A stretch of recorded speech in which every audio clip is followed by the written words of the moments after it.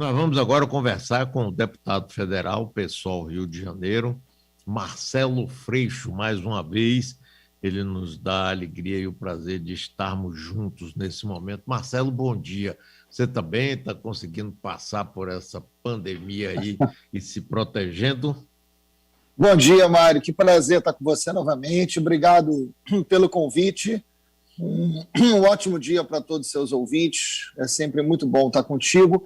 Tempo difícil, né, Mário? Ontem eu estava, inclusive, numa reunião com a ministra Rosa Weber, uma reunião do STF sobre armas no governo Bolsonaro, quando eu recebi, na hora da reunião, a notícia dos quase 2.800 brasileiros e brasileiras mortos, né? Recorde de mortes e recorde de contaminação, né?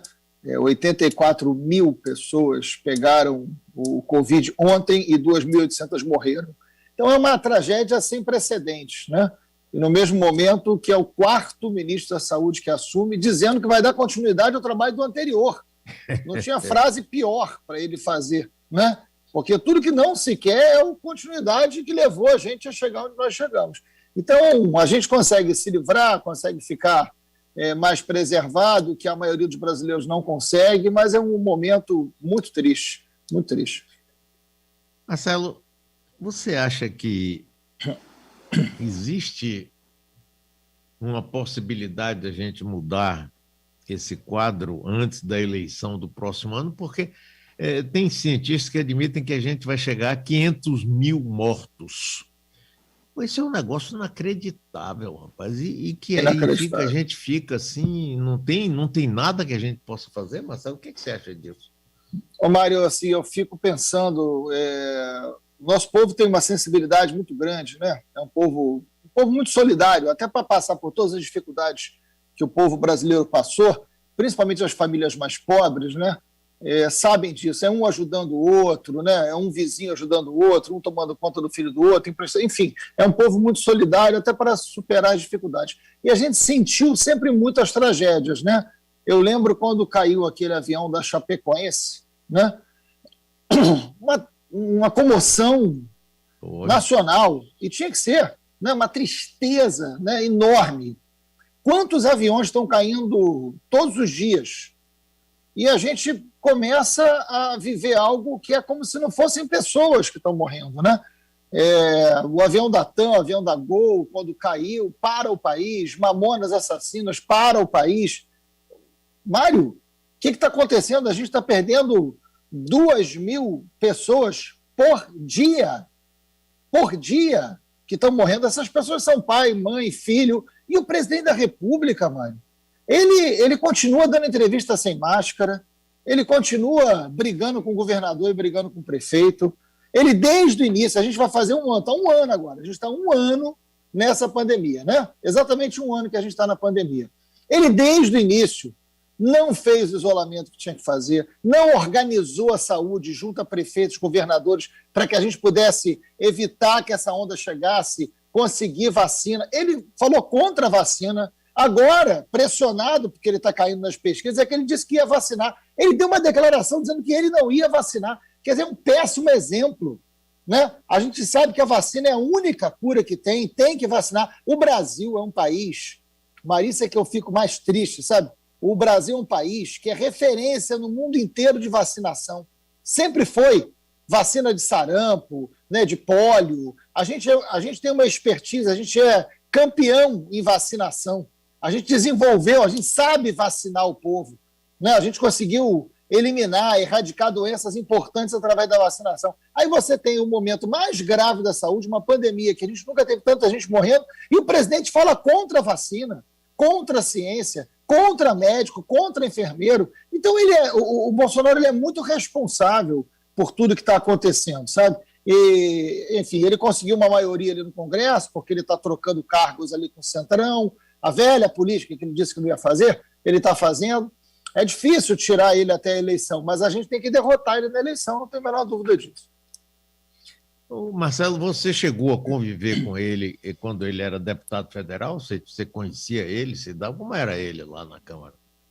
Então, Mário, eu convivi muito com o filho dele, com o Flávio Bolsonaro, esse que está enroscado aí né, nas investigações de corrupção, porque a imprensa está chamando de rachadinha.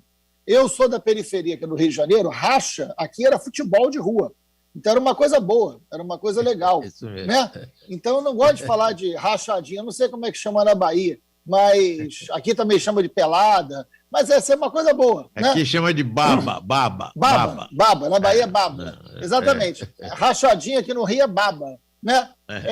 Não dá. Baba é um negócio legal, a gente gosta de encontrar os amigos, né? Agora, rachadinha é crime, é corrupção. A rachadinha que a família Bolsonaro... Aliás, uma matéria ontem mostra que tem ali um envolvimento não só do Flávio Bolsonaro, mas do Jair, do Carlos, a família inteira envolvida, a gente pode falar nisso. Agora, eu fui deputado estadual com o Flávio Bolsonaro, onde ele fez as rachadinhas dele, a corrupção dele.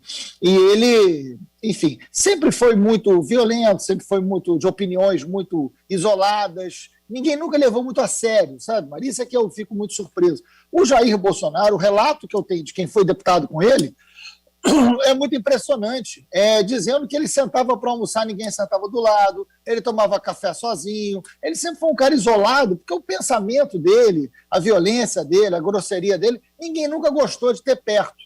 E aí, de repente, esse cara vira presidente da República. Eu acho que isso teve muito a ver com 2013, né? A gente teve aquela insatisfação muito grande, insatisfação justa, mas muito grande com a política representativa do Brasil. E aí veio a Lava Jato, com práticas também que não deveriam ter ocorrido, né? Enfim, agora estão sendo reveladas, mas a Lava Jato ela provocou uma destruição da política como um todo. E isso é ruim, mano, porque a gente tem que melhorar a política. A gente tem que ter políticas melhores e melhorar a política, mas é na política que a gente resolve a coisa, né? Quando a gente tenta sair da política, isso não foi bom na história do mundo, não foi bom. Né? E aí o Bolsonaro surge, mesmo estando há 30 anos, de uma forma medíocre. Ele sempre foi um deputado medíocre, nunca aprovou nada, nunca foi um cara de relevância, de opinião inteligente, nada. Né? Mas, de repente, ele surge como uma coisa nova, que nunca foi. E o novo é o quê? É negar a ciência, perseguir adversários, né? O que aconteceu agora com o Felipe Neto é muito grave, né? Com esse youtuber que é muito conhecido no Brasil inteiro. Você pode gostar ou pode não gostar do Felipe Neto, ok. Mas você não pode botar a Polícia Civil de um Estado cumprindo a Lei de Segurança Nacional. Você imagina, Mário? Você que é um comunicador de tanto respeito, de tanta história na Bahia, para mim o maior comunicador, né, da história da Bahia. Você imagina se você emite uma opinião no seu programa, que é para isso, que as pessoas te adoram, te escutam, e aí vai um cara que não gosta de você, o filho de um deputado, no caso foi o filho do presidente, e vai na Polícia Civil, fala com um delegado que é amigo dele, e a polícia vai na sua casa. É muito grave isso. Então é um ambiente muito autoritário, sabe, Mário? Isso não faz bem para o Brasil, não. Falando em rachadinha e Flávio, e a compra da casa dele? Eu fico imaginando onde ele arranjou dinheiro para essa casa. Como é que ele vai manter essa casa? Pois é. Decorar, biliar. Rapaz, mais de 1.000 metros quadrados de área construída, Marcelo. Isso é um negócio inacreditável. Sabe que o presidente, no mesmo dia, vem diz um bocado de besteira para desviar o assunto, né? Eles sempre fazem isso, né? Eles sempre estão em crises e aí, de repente, eles inventam... É o que a gente chama de cortina de fumaça. Eles são mestres em fazer cortina de fumaça para desviar a atenção. O Flávio, ele é investigado aqui, porque os crimes cometidos na época que ele era deputado estadual, por isso eu estou falando aqui. Né? É muito grave. Eles tinham... Olha o que a matéria do UOL revelou. Eles tinham vários funcionários, porque assim, o Jair era deputado federal, o Flávio deputado estadual e o Carlos era vereador, família.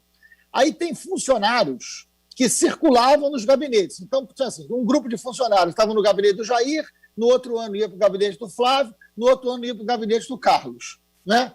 Assim ia.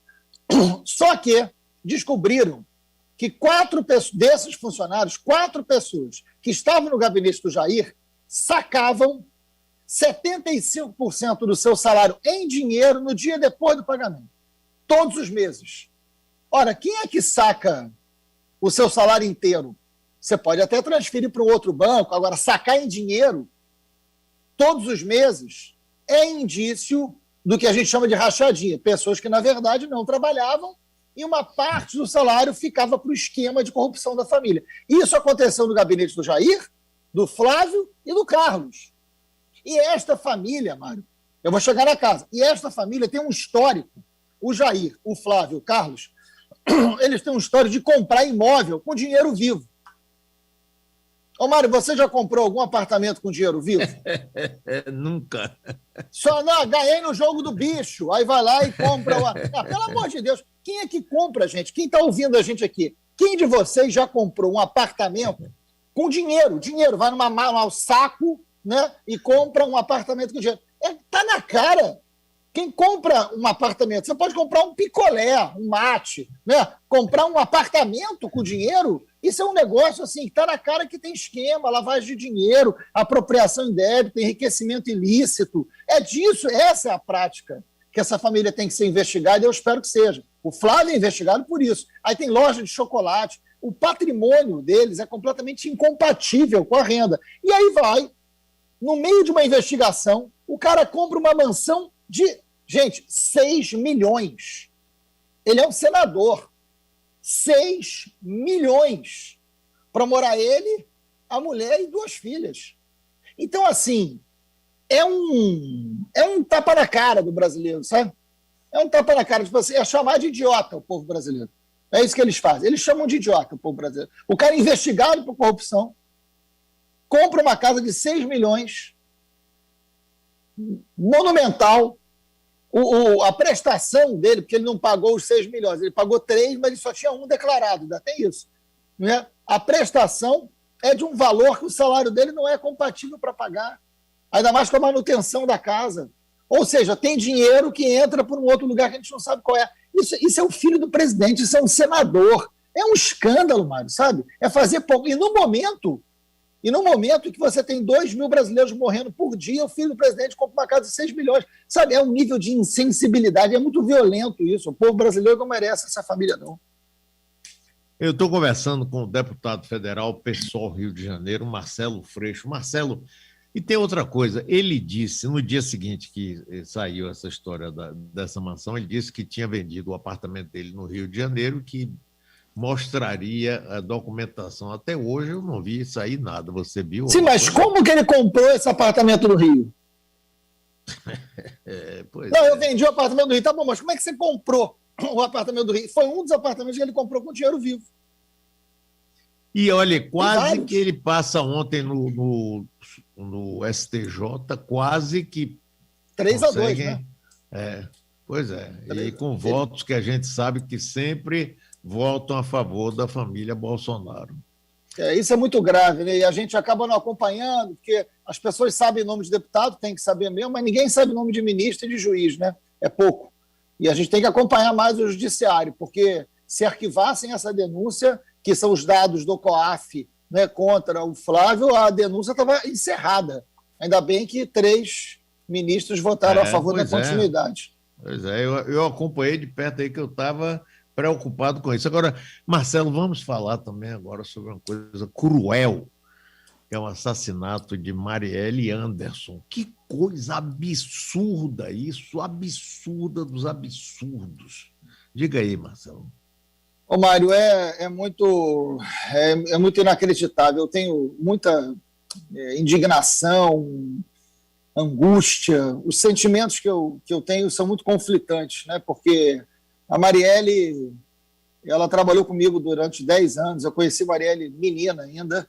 Morreu muito jovem, né? Mas ela começou a trabalhar comigo em 2006, até ela se tornar vereadora em 2016.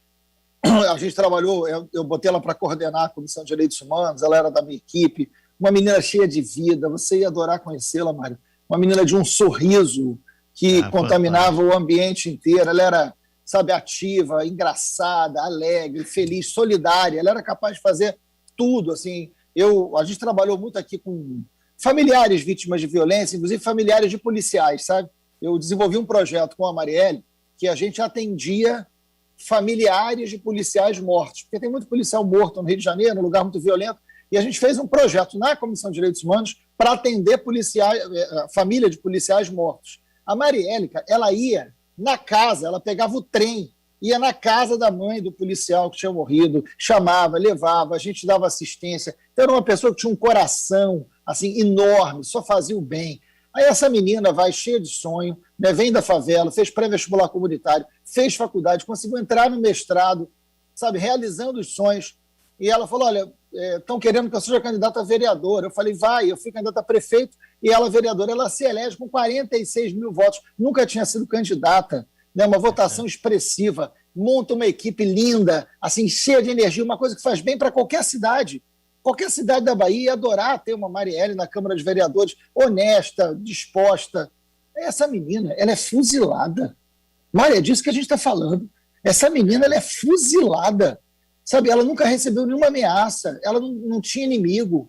Sabe, então, assim, não saber quem mandou matar a Marielle e por quê é um buraco na democracia. Eu acho que a morte da Marielle é um atestado de óbito para o Rio de Janeiro, enquanto cidade. Deixa de existir enquanto cidade, morre enquanto cidade. Porque uma cidade que não pode ter uma vereadora como Marielle não é uma cidade. E a gente tem que descobrir, sabe? São 3 anos, a investigação no início errou demais, sabe? Errou e eu acho que esses erros têm que ser investigados para saber se foram erros mesmo ou não. Estou falando algo muito grave aqui no teu programa. Mas eu acho que esses erros cometidos pela investigação no primeiro ano, a equipe que estava à frente no primeiro ano tem que ser investigada para saber se é só incompetência ou não. Porque foi muito sério, né? E está comprometendo a investigação. Eu ainda tenho confiança, o delegado atual, o doutor Moisés, é muito sério, muito correto da Polícia Civil. O Ministério Público montou uma força-tarefa agora. Eu ainda tenho confiança que vai chegar. É gente importante, é gente da política, é gente de peso, sabe? Isso é muito grave, é muito grave. A gente precisa saber quem fez para saber o porquê, sabe? Nada vai justificar, mas sem Marcelo, essa resposta... Você tem ideia de que tipo de interesse ela estava contrariando? O pessoal da milícia, alguma coisa assim? Eu não tenho a menor dúvida, Mário, que a milícia está envolvida na morte dela. Inclusive, já tem. O assassino está preso, né? Os 2 assassinos estão presos com provas muito contundentes de que eles participaram, mas eles foram pagos. Um deles morava no mesmo condomínio do presidente Jair Bolsonaro? Vizinho do presidente Bolsonaro. Vizinho do presidente Bolsonaro. E eu nunca tive, Mário, todo mundo sabe o que eu penso do Bolsonaro, não é nada bom o que eu penso do Bolsonaro, mas eu nunca fui leviano e por conta da proximidade de moradia do assassino com o Bolsonaro, eu nunca o acusei de nada, eu nunca fui leviano, né? Agora eu quero que a investigação chegue em quem mandou, seja quem for. E eu não estou dizendo que é A, B ou C, eu quero prova, inclusive chega desse negócio de prender alguém por convicção, né? Isso já não deu certo. Né? Agora tem que ter prova, mas tem que investigar. Agora tem gente poderosa por trás disso? Tem. Sabe, pagaram um assassino profissional, um crime premeditado, planejado, com uma menina que não sofreu nenhuma ameaça e que a princípio não tinha nenhuma razão evidente. Porque assim, quem enfrentou as milícias fui eu. Né? Assim, ela não deu nem tempo, ela foi 1 ano vereadora, mano. Ela foi vereadora por 1 ano só e foi assassinada. Agora, é muito impressionante as reações. Nós tivemos reações na Bahia, no Brasil inteiro, no mundo inteiro. O mundo inteiro reagiu. E era um mundo que não conhecia a Marielle. Eu duvido que você tivesse conhecido a Marielle antes da sua morte. Você só conheceu depois. O mundo reage. Por que o mundo reage dessa maneira à morte da Marielle? Porque o mundo diz que quer mais Marielles vivas, né? Essa reação do mundo. O mundo não reagiu porque perdeu alguém que conhecia. O mundo reagiu porque perdeu alguém que não conseguiu conhecer. E isso diz muito. Por isso este crime tem que ser apurado, tem que ser investigado como qualquer crime. Mas esse é um crime contra a democracia. Né? Esse é um crime... Ela não morreu de bala perdida, de assalto, de crime passional. Ela morreu por alguma razão política que nós não sabemos qual é. E a gente tem que saber. O Brasil tem que saber, né? Marcelo, eu estou conversando com o deputado federal do PSOL do Rio de Janeiro, Marcelo Freixo. O Rio de Janeiro tem uma coisa assim de uma representação, seja na escolha de prefeito, governador e parlamentares, que é inexplicável, né? Para mim, o Rio de Janeiro sempre foi um estado de iluminar o Brasil, no nível cultural, né, e tal, mas parece que ficou restrito ali um enclave na Zona Sul e o resto gera garotinhos, Rosinha. Pelo amor de Deus, né? O ex-prefeito que saiu, que está em prisão domiciliar até hoje, que são coisas inacreditáveis, Marcelo. Você tem alguma ideia sobre isso aí? É uma cabeça de porco, né, enterrada aqui. É um negócio impressionante, né? Você tem uma ideia? Todos os últimos governadores foram presos. Todos. Pois é. Garotinho, Rosinha, Cabral, Pezão, todos os ex-governadores foram presos. E agora o Witzel, que eu acho que vai seguir o mesmo caminho, mas já foi afastado. É impressionante, né? O Rio não merece isso, porque é um povo muito trabalhador. É uma cidade, para mim, é a cidade mais bonita do mundo, que me perdoem, né? Todas as cidades baianas, que eu tenho um amor incrível pela Bahia, adoro. Mas o Rio mas é uma lindo mesmo, o Rio é lindo mesmo. Claro. O Rio é uma cidade extraordinária. Qual é a cidade que você vai descer e vai encontrar esse mar, essa montanha, né? Essas pedras? É um negócio... O Rio é muito deslumbrante. Agora, o Rio tem um cartão postal, que é o que você está dizendo. Nesse cartão postal do Rio, mora 17% da população carioca. 17% da população mora no cartão postal, né? Você tem mais de 80% vivendo fora da foto, né? Está fora da foto. E aí você é um lugar dominado pela milícia, dominado pelo crime, né? Dominado por uma corrupção. E o problema está na política. A polícia sempre foi usada pela política. A culpa não é da polícia. A polícia foi um instrumento... Quando eu fiz a CPI das milícias, isso virou filme, todo mundo conheceu, quando eu fiz, foi 2008, hein, Mário? A CPI das milícias, eu começo a CPI dizendo: o problema do Rio é que crime, polícia e política não se separam mais. Essa foi uma frase que eu cunhei na CPI das milícias em 2008. Crime, polícia e política não se separam mais. E isso é um pouco do enredo dos últimos anos do Rio de Janeiro. Agora, o Rio o Rio, de alguma maneira, expressa muito o Brasil. Não é à toa que o Bolsonaro vem daqui, né? Dessa relação de território, de milícia, de violência, de corrupção. É daqui que ele brota, e não é à toa, né? Agora, tem um Rio profundo e tem um Brasil profundo que a gente tem que encarar, né? Esse país, e a Bahia sabe bem disso, foi lugar da escravidão, foi o lugar da tortura, foi o lugar do justiçamento, né? Foi o lugar da vingança, é o lugar do patriarcado, do machismo. Isso é um Brasil profundo que a gente não resolveu, Mário. A República Brasileira não resolveu isso. A República se livrou do Império, mas não se livrou desse Brasil profundo, escravocrata.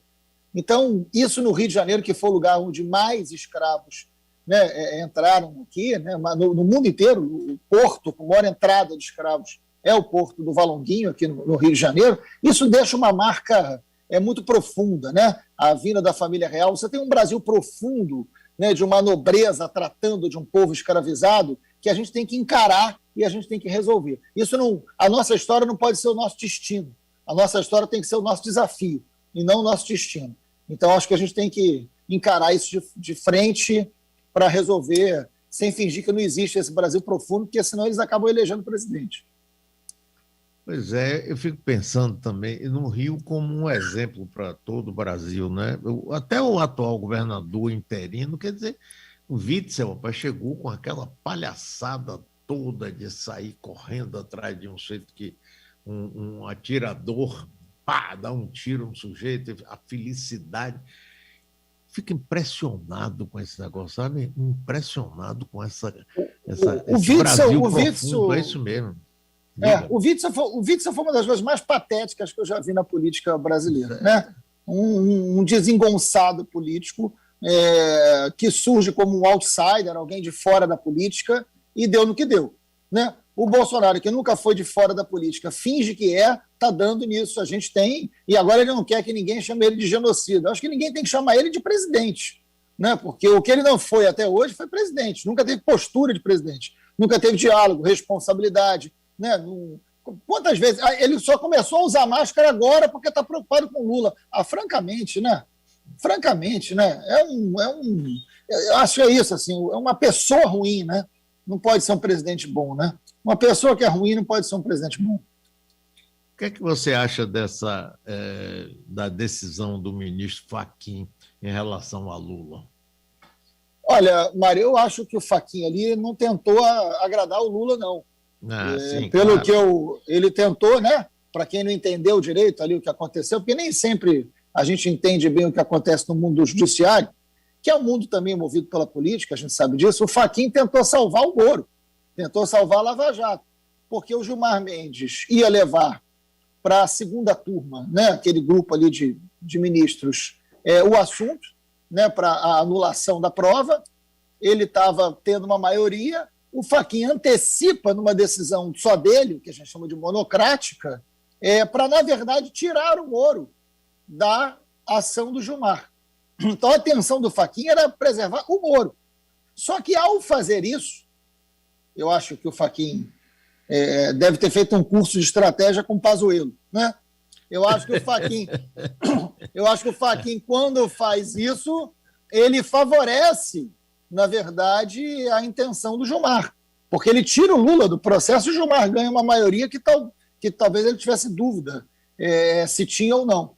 E aí isso muda completamente o quadro político brasileiro. Eu acho que o Lula é candidato, não tem como retirar o Lula, eu não vejo, né, como retirar o Lula da disputa eleitoral. Isso gera uma nova velha polarização, né? Isso pode não ser bom, eu espero, isso me preocupa, mas eu espero que tenha a sabedoria do próprio Lula, né? Que tenha a sabedoria de dialogar, de ser mais amplo, de não levar o Brasil para repetir 2018, seria ruim. Pois né? Isso é péssimo, péssimo. Eu também acho, Marcelo. Acho.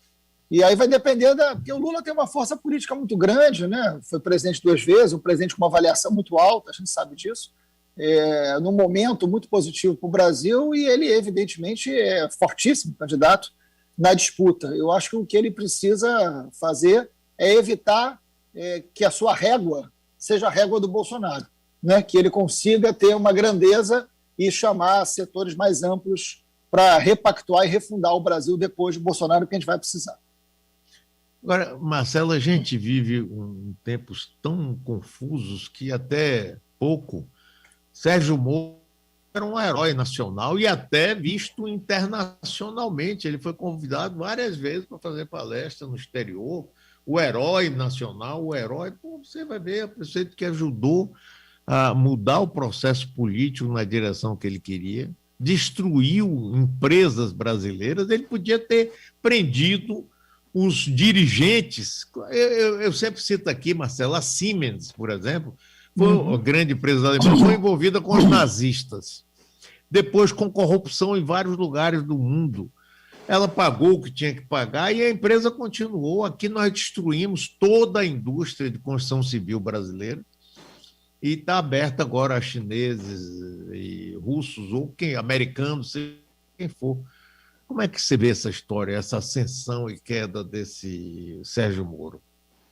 Isso é o efeito dessa Lava Jato, né? É um justiçamento dentro da justiça, sem parâmetro legal, sem lei, com projeto político. É muito grave.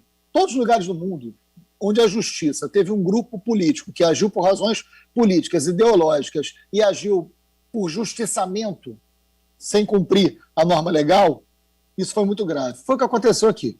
O Sérgio Moro, o Dallagnol e tantos outros ali, eles tinham um projeto político, que era um projeto partidário, era um projeto de destruição de um partido, era um projeto movido por uma ideologia, e não é o que cabe à justiça. Eu posso ser movido pela política, eu posso ser movido pela ideologia, porque eu sou um político e eu estou numa disputa política. Não pode a justiça fazer isso, não pode o Ministério Público fazer isso, né? E eu quero dizer uma coisa, viu, Mário? Eu acho que tinham coisas que tinham que ser investigadas, sim, no governo do PT. Eu tenho muitos amigos do PT, me dou bem, mas eu quero ser muito sincero, assim, tinham coisas que precisavam, sim, ser investigadas no governo do PT. Eu também não vou ser negacionista do outro lado, né? Tinham coisas graves que precisavam ser investigadas no governo do PT, né?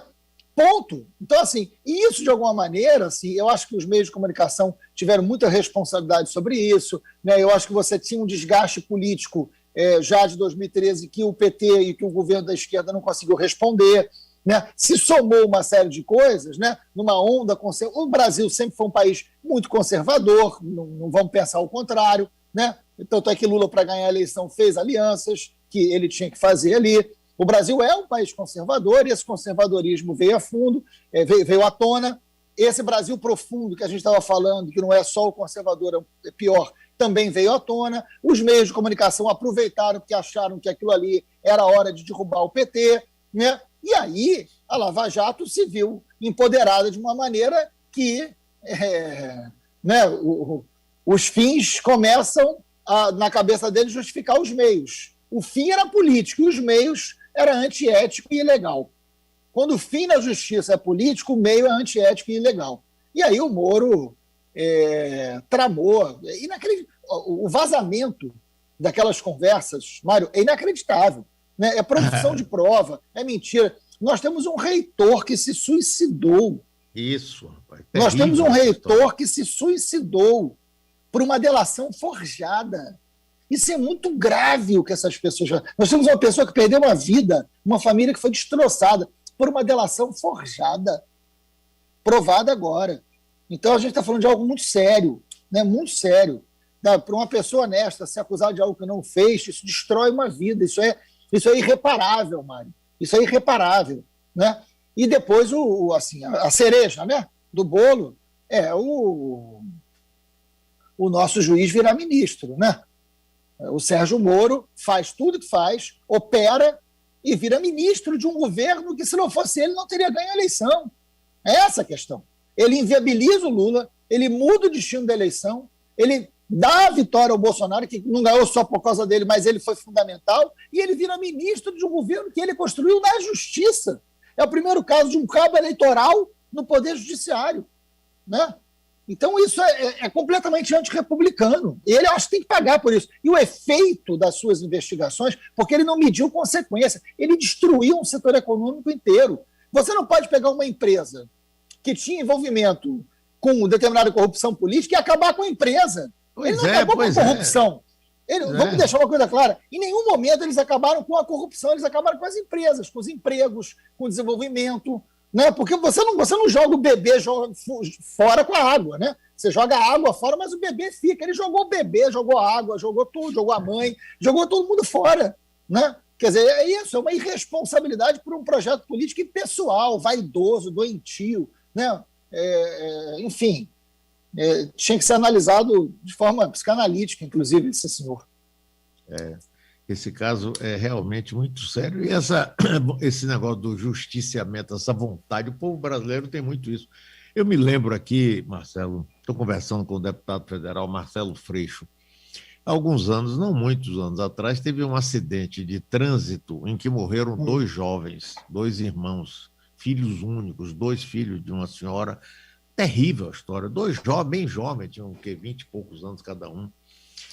E quem vinha dirigindo o carro era uma médica e ela foi acusada de ter provocado o acidente. Uma briga de trânsito, ter provocado o acidente. Ela disse que não, que sim, que não. Na hora, esse negócio aqui na cidade cresceu de tal forma que as pessoas todas, inclusive se manifestando aqui na rádio, queriam esfolar, matar e esquartejar e botar pedaços em postes. Quer dizer, as pessoas, rapaz, não têm uma visão de não cometer um crime, um suposto crime. Primeiro, vamos provar que cometeu o crime. Segundo, provar, vamos condenar e ela vai cumprir. Não. Então, é um negócio terrível. Quando acharam um Sérgio Moro, transformou-se em herói. Quantas pessoas, inclusive a gente via artistas da Globo, aí no Rio de Janeiro, fazendo passeatas para Moro, rapaz. É incrível, incrível isso, Marcelo. E agora a gente vê o que há por trás disso, a gente diz, que loucura é essa, né? Você sabe, Mário, que eu sempre insisto em dizer que a luta política ela precisa ser pedagógica. A gente tem sempre que aprender, né? E eu acho que a vida é um processo de aprendizagem. Você, com essa bagagem enorme que você tem na sua vida, não tenho dúvida que você sempre aprende, né? A cada programa que você faz, e por isso você continua crescendo. A gente precisa entender que esse país, é esse Brasil profundo que eu acho que elegeu o Bolsonaro, que a gente nunca quis admitir que ele existe. A gente, durante muitos anos, durante séculos, viu a justiça ser feita num tronco, no chicote, no açoitamento. Né? A nossa justiça colonial era o tronco, era a chicotada, era o castigo físico. Né? Depois você tem a Inconfidência Mineira. Qual foi a punição de Tiradentes, que brigou pela independência? Né? Ele foi enforcado, ele foi esquartejado, parte do seu corpo, o que queriam fazer com a médica, fizeram com Tiradentes. Né? E o Tiradentes, durante um bom tempo, só na República que ele vira herói. Né? Enfim, ele serve de exemplo. A ideia de que a justiça tem que servir de exemplo. Né? E aí o castigo físico. Isso está na nossa história, eu insisto em dizer isso. Isso não pode ser o nosso destino. A gente não pode trazer isso para a política, a gente não pode trazer isso para a justiça, a gente não pode trazer isso para as nossas famílias, né? A gente tem que entender qual é a nossa história para mudá-la, porque a história é feita por nós, né? Agora, entender essa história, admitir esse berço da gente e mudar, porque é também um berço da resistência. Esse Tiradentes esquartejado, ele existiu, ele programou uma sociedade mais justa, né? Ele lutou contra o poder, né, do Império Português. Então, assim, a gente precisa reviver a nossa história, recontar não como um destino do açoitamento e do tronco. O tronco não pode ser o nosso destino. O tronco tem que ser o nosso desafio de superação. E eu acho que a gente ainda tem... Hoje a gente tem um feitor presidente da República, mas eu acho que a gente pode ir além disso. Marcelo, muitíssimo obrigado, viu? É um prazer sempre muito grande conversar com você, viu? Força aí na sua luta, força, não desista nunca, continue aí, apesar de tudo. Grande abraço para você, meu amigo. Obrigado, Mário, prazer imenso, sou seu fã, parabéns por toda a sua história, um bom dia para todos os seus ouvintes. Obrigado. Valeu.